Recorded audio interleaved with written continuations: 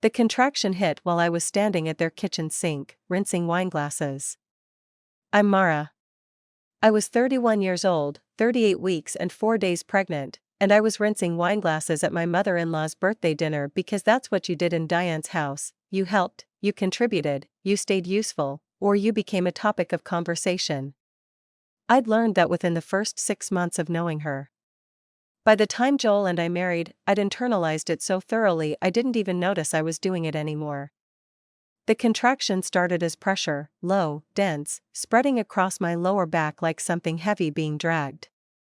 I set down the glass carefully. Gripped the edge of the counter. Breathed the way my prenatal instructor had taught me, in through the nose, slow and controlled, out through the mouth. The kitchen smelled like garlic and red wine, and the vanilla candle Diane kept near the window that she'd never actually burned down more than an inch in all the years I'd known her. A decorative candle. I'd always thought that said something about her, though I couldn't have told you exactly what. The contraction passed. I picked up the next glass. Through the arched doorway I could hear them, Diane's birthday dinner, in full swing. Her 63rd, and she'd made it clear for weeks that this one mattered. She'd wanted a restaurant, but Connie had suggested the house, more intimate, she said, more personal, and Diane had agreed with the particular graciousness of someone who'd already gotten exactly what she wanted. Joel's family was like that. Everything was a performance of generosity that served the performer. There were 12 people in that dining room. Joel's parents. His sister Connie and her husband Marcus. 2 of Diane's oldest friends, Pat and Renata. A cousin I'd met twice. Joel's uncle Gerald, who was hard of hearing and laughed at everything. And my best friend Bryn, who had come because I'd asked her to, because I was nervous about making it through a 4-hour dinner at 38 weeks and wanted at least one person in the room who was fully, unambiguously on my side. I heard Joel laugh at something. Loud and easy, the laugh he only used around his family, slightly too big, designed to land. I'd noticed that laugh early in our relationship and found it charming then. I'd called it warmth. I'd called a lot of things warmth that I'd later have to rename. The second contraction came 12 minutes later. I know it was 12 minutes because I'd started timing them quietly in my head after the first one, the way the prenatal class had instructed. I was timing them, rinsing glasses, and trying to decide whether what I was feeling was early labor or the Braxton Hicks contractions I'd been having for 2 weeks. I was also trying to decide whether to say something. That hesitation, the instinct to wait, to be sure, to not disrupt the dinner, I wouldn't understand what it revealed about me until much later. Not until after Lily was born. Not until I was sitting alone in a hospital room at 2 in the morning with a newborn on my chest and a phone full of missed calls I hadn't answered. That moment in the kitchen wasn't just indecision. It was the result of years of careful, invisible training. I dried my hands on the dish towel. Walked to the doorway. Scanned the room for Joel. He was mid-story, gesturing with his fork, Connie leaning in on his right with that particular expression she wore when she was enjoying being in on something. Diane sat at the head of the table in a deep green dress, her silver hair set, her posture as composed as a portrait. She'd been in a good mood all evening. Which meant everyone else had been in a good mood, or performing it convincingly. I caught Joel's eye. He held up one finger. 1 minute. I went back to the kitchen and timed the next contraction. 8 minutes apart. I walked back to the doorway. Joel. My voice came out quieter than I intended, still calibrated to the room, still not wanting to interrupt. I need to talk to you. Connie glanced over. Diane looked up. The table shifted its attention the way tables do when something slightly off-script occurs. Mara, Diane said, pleasantly, come sit down, sweetheart. You've been in that kitchen for half the evening. I think I'm having contractions, I said. There was a beat of silence. Then Diane smiled, not unkindly, but with a particular quality I recognized. The smile she used when she was about to reframe something. Braxton Hicks, most likely, darling. You're only 38 weeks. First babies are almost always late. Joel was already half standing, but he was looking at his mother. Connie said, "How far apart?" 8 minutes. A pause. A glance exchanged, Connie to Diane, Diane to Joel. A small triangulation that happened so fast most people probably didn't catch it. "That's very early labor if it even is labor," Connie said. She'd had 2 children. She said this the way you say something you've already decided. "You're probably fine for a couple of hours." Joel sat back down. I stood in the doorway of my mother-in-law's dining room, 38 weeks and 4 days pregnant, and felt the next contraction begin. I should explain how I got to that kitchen. Not geographically. I mean how I became a woman who stood in a doorway timing contractions and waited for someone else's permission to leave. Joel and I met when I was 26, at a mutual friend's housewarming party in Columbus. He was funny and attentive and deeply, almost conspicuously normal in a way that felt like relief at the time. I'd come out of a long relationship that had required a lot of emotional labor, and Joel was easy. Uncomplicated. He remembered details I mentioned in passing. He called when he said he would. He was the kind of man who seemed, on all available evidence, to be simply good. We moved to Ashford after we married, his hometown, because his job was there. He was a project manager for a civil engineering firm, and because I could find teaching positions anywhere. That's the logic we used. I don't think either of us named what was also true, that moving to Ashford meant moving into the gravitational pull of Diane. She was not a cruel woman. That's the thing I need to be precise about, because the story is easier if she's simply monstrous. She wasn't. She was charming and capable and genuinely invested in the well-being of her family, defined, always, on her terms. She had opinions about everything from how I organized my linen closet to what prenatal vitamin brand I should take, and she delivered these opinions in a tone of such warm concern that you found yourself thanking her before you'd processed whether you agreed. In the early years of our marriage, I told myself we just had different styles. That was the word I used. Styles. The first real signal I ignored came about 8 months after we moved. Joel and I had an argument, nothing catastrophic, a disagreement about money, about how much we were spending on Joel's family obligations versus building our own savings. Normal. The kind of friction that happens in any new marriage. I thought we'd resolved it. 2 days later, Diane called me. She didn't mention the argument directly. She talked about Joel as a child, about how hard he'd always worked, about the family's financial sacrifices over the years. It was oblique and warm and lasted 40 minutes. By the end of it, I'd somehow apologized for something I hadn't been sure I needed to apologize for. I didn't ask Joel if he'd told his mother about our argument. I was afraid of the answer.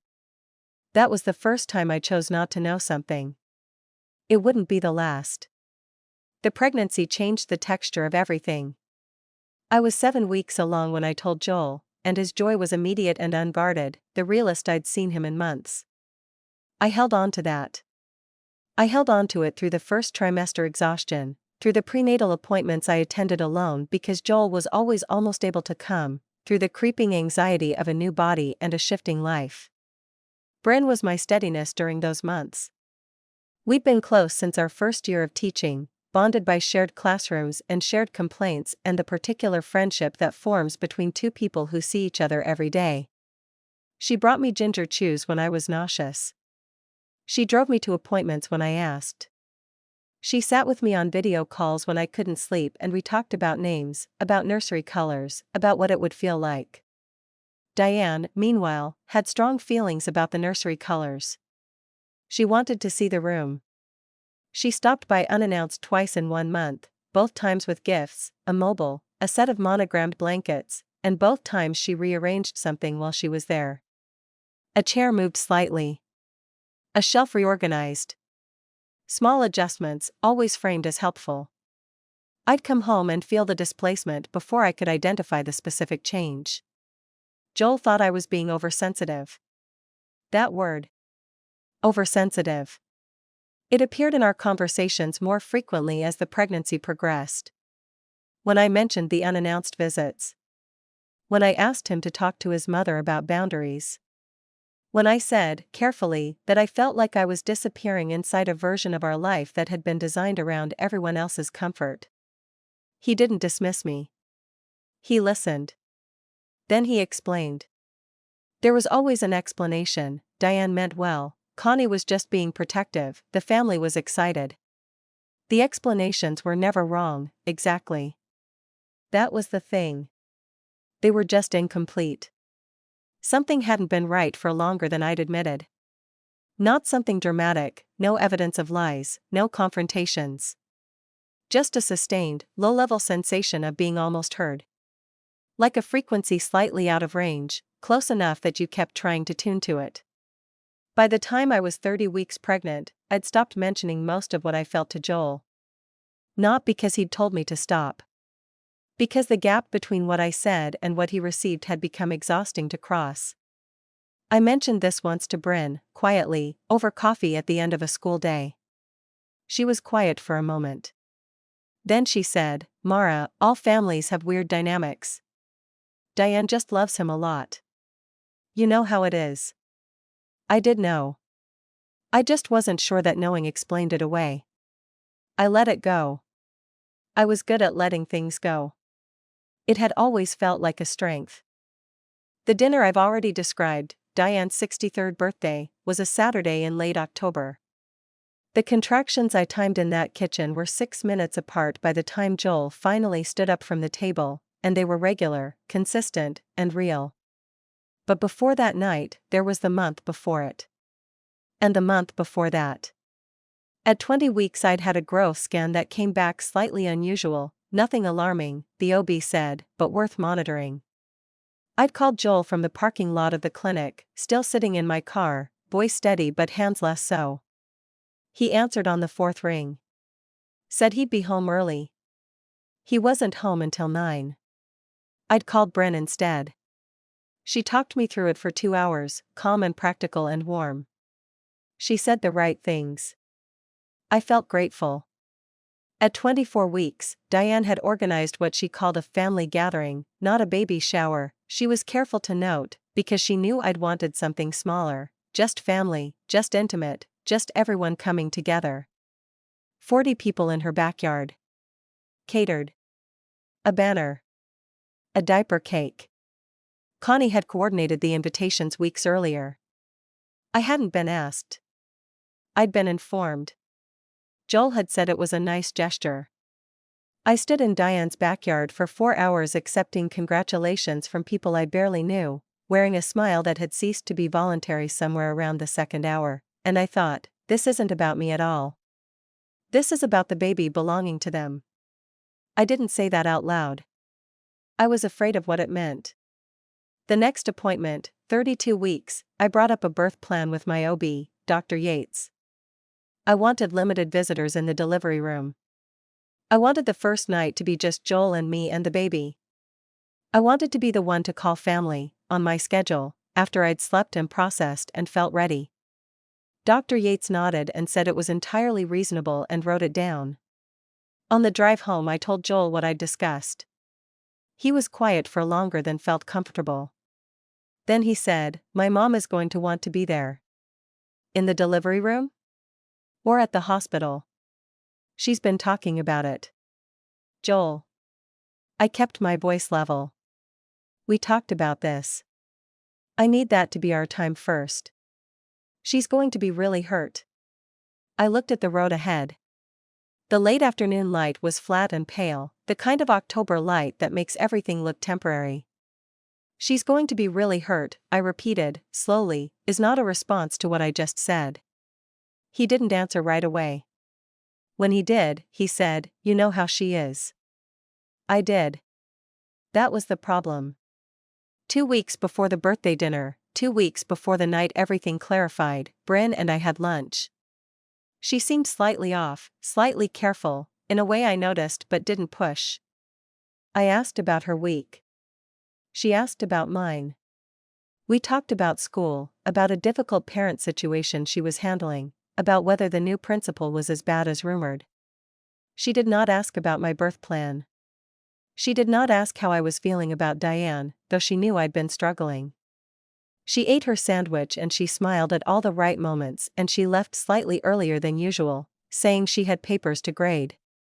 I sat alone with my tea and felt the echo of something, not a thought, exactly. More like a sense that the room had shifted while I wasn't watching. I called it nothing. I was 37 weeks pregnant and tired and prone to reading too much into things. That's what I told myself. That I was prone to reading too much into things. It's remarkable, really, how long a person can use their own good nature as a blindfold. Back to the birthday dinner. By the time Joel finally stood from the table, my contractions were 6 minutes apart and I'd been standing near the doorway for 4 minutes, which is longer than it sounds when your body is doing what mine was doing. Okay, Joel said, finally hearing something in my voice that cut through the table noise. Okay, Mara, do you want to go? Yes, I said. I want to go. Diane set down her wine. It could still be false labor, honey. You don't want to drive all the way to the hospital and come right back. My OB said to come in when contractions are 6 minutes apart and regular. First babies, Diane said, again, in that same pleasant, firm tone. They almost never come on time. Ask Connie, she went in twice before Ella actually arrived. Connie nodded. Marcus looked at his phone. Diane. My voice was quieter than I wanted it. I need to go to the hospital. What happened next is something I've replayed many times since. Joel looked at his mother. She gave a small, almost imperceptible shrug, not dismissive, not cruel. Just, probably fine, don't panic. A shrug that communicated, in the vocabulary they'd spoken for 33 years, that she assessed the situation as manageable and that disrupting the evening wasn't necessary. And Joel sat back down. Not fully. He sat on the edge of his chair, turned toward me, but sitting. Let me just get you some water. If there's still 6 minutes and 20 minutes, we'll absolutely go. I looked at him. I had a contraction. I breathed through it, hands on the back of a dining chair, while 12 people watched with expressions ranging from mildly concerned to vaguely entertained. I need to go now, I said, when it passed. Bryn was the one who stood up. I remember being so relieved when I saw her rise from her chair that something clenched in my throat. She crossed to me, put a hand on my arm, said quietly, "Do you want me to drive you?" "Yes," I said. And then Bryn did something I didn't understand in the moment. She glanced at Diane. A quick, checking glance, not asking permission, exactly, but something adjacent to it. And Diane gave a small nod, and Bryn said, more loudly, "For the room, I'll just take her in. Joel, you can come when you're ready." When you're ready. I didn't register it then. I was in labor. I was focused on getting to the car. But I registered it later. Bryn drove me to Ashford Regional. She was calm and capable and held my hand between contractions. She texted Joel our location. She stayed with me through intake and the first hour of monitoring while the nurses confirmed what I already knew: active labor, cervix at 5 centimeters, progressing steadily. Joel arrived an hour and 40 minutes after we left the dinner. He hadn't stayed for dessert, he said. He'd left as soon as he'd helped his mother clean up. I was 7 centimeters dilated when he walked in. I don't think I said anything. I remember looking at his face, genuinely relieved to be there, genuinely happy to see me, already reaching for my hand, and I remember thinking something that I couldn't quite finish. The thought was, "You don't know what you did." And the thought beneath that was, "Or you do, and you've decided it doesn't count." Bryn left shortly after Joel arrived.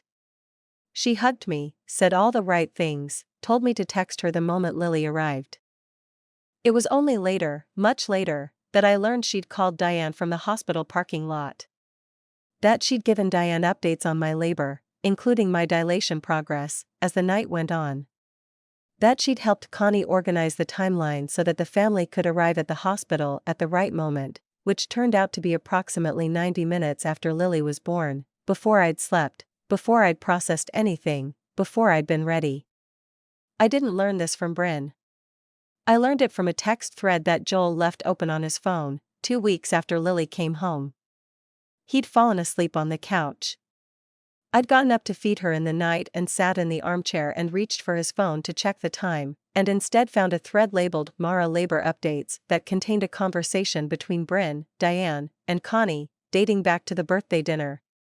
The first message was from Bryn, sent at 9:47 p.m., the night of the dinner. "She's having contractions but she's fine, I'm taking her in just to be safe. Don't cut the evening short." I sat with my 12-day-old daughter in the dark and read the thread twice.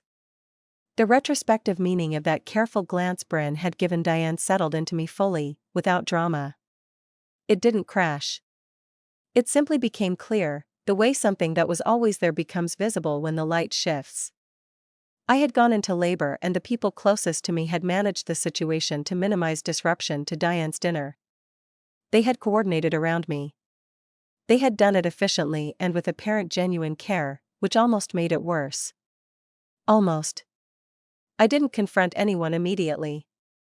Lily was 12 days old and I was surviving on fragments of sleep and the particular hyper-awareness of early new motherhood, and I knew that whatever I said in those first weeks would be filtered through that, would be called hormones, would be called exhaustion, would be called new mother anxiety. I waited. I continued feeding Lily and attending to the constant physical demands of her newness. I smiled when Diane visited, and Diane visited frequently, always with food, always with opinions on feeding schedules, always with the specific warmth of someone who has decided a situation belongs to her. I answered Connie's texts. I said thank you for the casseroles. I waited, and I thought, and I sorted through everything I'd been not quite naming for 4 years. I had an image of myself early in our marriage, confident and clear, with opinions and a voice that I used. I tried to trace the distance between that woman and the one who had stood in a doorway timing contractions and waited for permission to leave. I wanted to find a single dramatic moment where I'd given myself away. There wasn't one. It had been incremental. Suggestion by suggestion, explanation by explanation, each small capitulation so reasonable in isolation that I hadn't felt the shape of it until I stood back far enough to see the whole. That's what I'd been living inside. Not cruelty. Architecture. When Lily was 3 weeks old, I asked Joel to sit down with me after she'd gone to sleep. I'd written notes, not to read from, just to hold the thread of what I needed to say. "I found the text thread," I said. He went still. "The one between you, your mom, Connie, and Bryn. From the night I went into labor." He looked at his hands. He didn't deny it, which told me he'd known it was there. "They were trying to help," he said, finally. "Joel." I kept my voice steady. "Your wife went into labor and your family spent the next 4 hours managing the situation so your mother's birthday dinner wasn't interrupted. And my best friend helped them do it." "It wasn't like that." "What was it like?" He was quiet for a long moment. "Mom was upset," he finally said. "She felt like you always want to exclude the family. She talked to Bryn about it and Bryn said she'd handle it." Handle it? I had been handled. "How long," I asked, "has Bryn been talking to your mother about me?" Another silence. "Longer this time." "They're friendly," he said. That was when I understood the full architecture. Not Joel as a villain. Joel as someone who had never, in his entire life, been asked to choose between his mother and anyone else, because everyone around him had made that choice unnecessary. His friends, his routines, his geography, all organized around Diane's comfort. And then I had moved to Ashford, and I'd been integrated into the same system, and the system had kept working because I'd allowed it to. Because I'd called it flexibility. Because I'd called it love. I looked at him, my husband of 4 years, father of my 12-day-old daughter, a man I'd believed I knew completely, and I felt something release inside me. Not love. Something attached to the hope that things were different from what they were. "I'm not angry at you," I told him, and it was true. "I'm angry that I waited this long to see it clearly."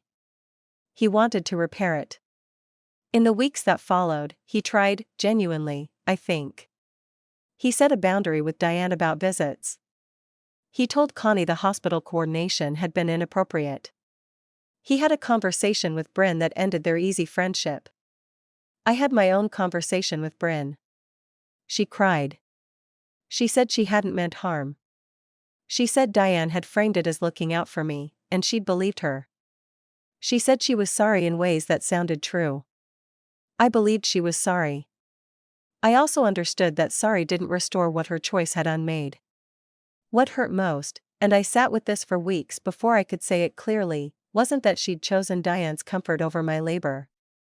It was that she'd been talking to Diane about me for long enough that choosing Diane's comfort had felt like a neutral act. That's not what friendship is. That's an informant who's told herself she's a friend. I didn't end our friendship dramatically. I just let it recede.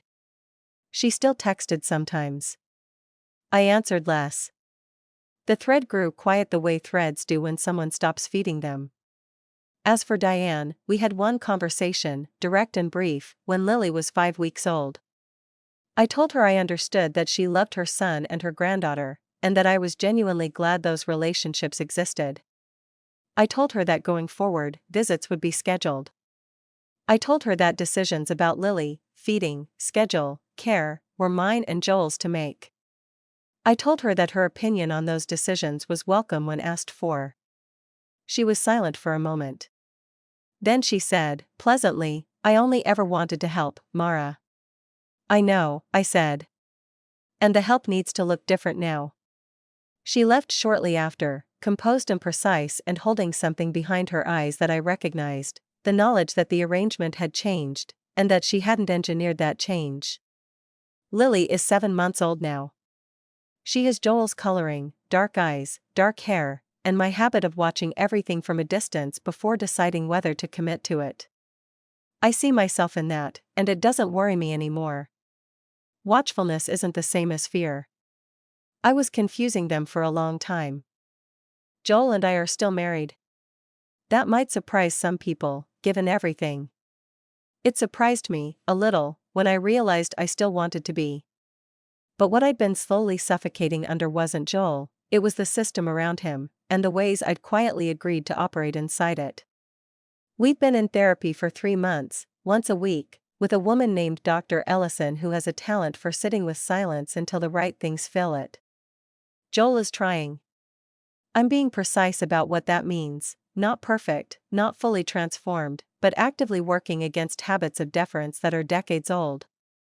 He canceled a Sunday dinner at Diane's last month because Lily was overtired.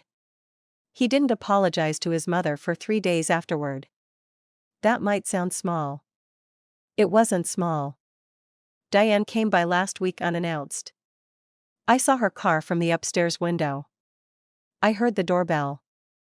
I came downstairs and opened the door and there she was, a casserole in both hands, silver hair set, the particular composure of someone who has decided that enough time has passed. I was in the neighborhood, she said. I thought Lily might want to see her grandmother. I looked at her. She looked at me. We both knew what the visit was, the opening move in a renegotiation, a gentle testing of how much the boundary had softened. We're actually not available today, I said. You're welcome to text Joel to set up a time that works for all of us. She held my gaze for a moment. I held hers. Of course, she said, finally. I'll do that. She took her casserole back to her car. I closed the door and stood in the hallway for a moment, listening to the house settle. No adrenaline. No guilt.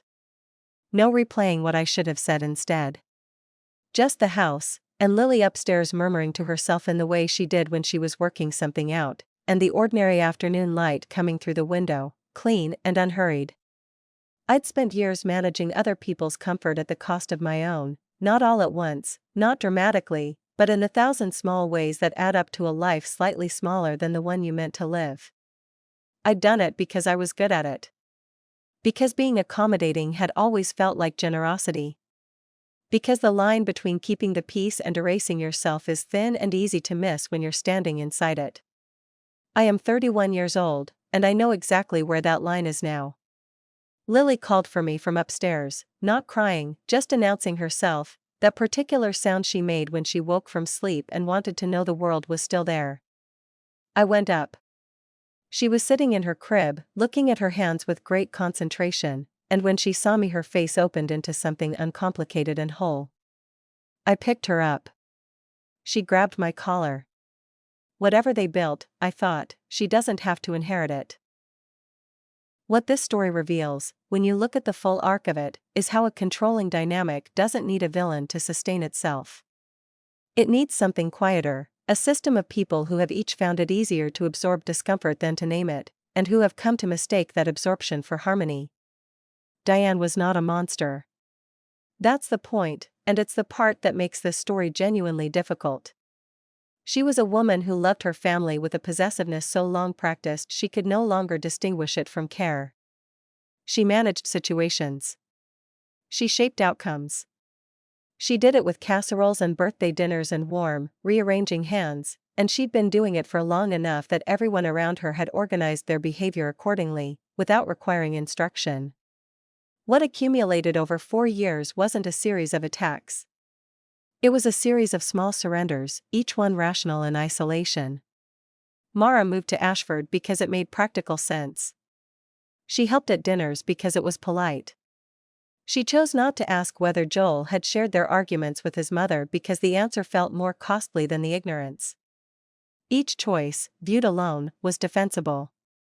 Viewed together, they constitute a pattern, the kind of pattern that doesn't become visible until you're standing in a hospital room at midnight wondering who, exactly, everyone was protecting. The Bryn revelation is the pivot the story turns on, and it's the most psychologically precise moment in it. Bryn didn't intend harm. Her betrayal wasn't ideological, it was social, the kind born from being absorbed into someone else's orbit gradually enough that you stop tracking whose interests you're serving. She'd become Diane's informant while telling herself she was being a good friend to both of them. That's not hypocrisy. That's the particular self-deception of someone who has let convenience become loyalty. What Mara had to learn, and what the story earned slowly, over months, is the difference between forgiveness and restoration. She forgave Joel. She understood Bryn's failure. She even, in some functional sense, accepted that Diane was who she was and would not fundamentally change. But understanding someone's psychology doesn't obligate you to remain available to it. The boundary she drew at the front door wasn't an act of cruelty. It was the first act of genuine self-custody she'd permitted herself in years. The deepest damage in a story like this is always to the protagonist's sense of her own perception. When the people closest to you consistently reframe your concerns as oversensitivity, you eventually start doing the reframing yourself. Mara had the instinct, again and again, the discomfort in Diane's kitchen, the unease after the backyard baby shower, the quiet wrongness of Bryn's parking lot call. She named none of it when it mattered, not because she was weak, but because she'd been systematically taught that naming it was the problem. Reclaiming her own perception, trusting what she felt before she had proof, was the real work of her recovery. It was harder than any single confrontation. What strikes me most about Mara's story isn't the labor night, as stark as that was. It's the years before it. The slow, patient erosion of a woman's confidence in her own reading of a room. We talk about toxic relationships as if they're always obvious. But most of them aren't. Most of them are built from small, reasonable-sounding things that only reveal their shape in aggregate. You don't notice you've been moving towards someone else's center of gravity until you try to stand still and feel the pull. If there's something to take from this, it's simpler than it sounds. The discomfort you keep explaining away is worth examining. Not every unease signals a crisis. But the ones that keep returning, the ones you keep softening with "she means well" and "he doesn't realize," those are telling you something. They were always telling you something. The question is whether you're willing to hear it before the labor begins.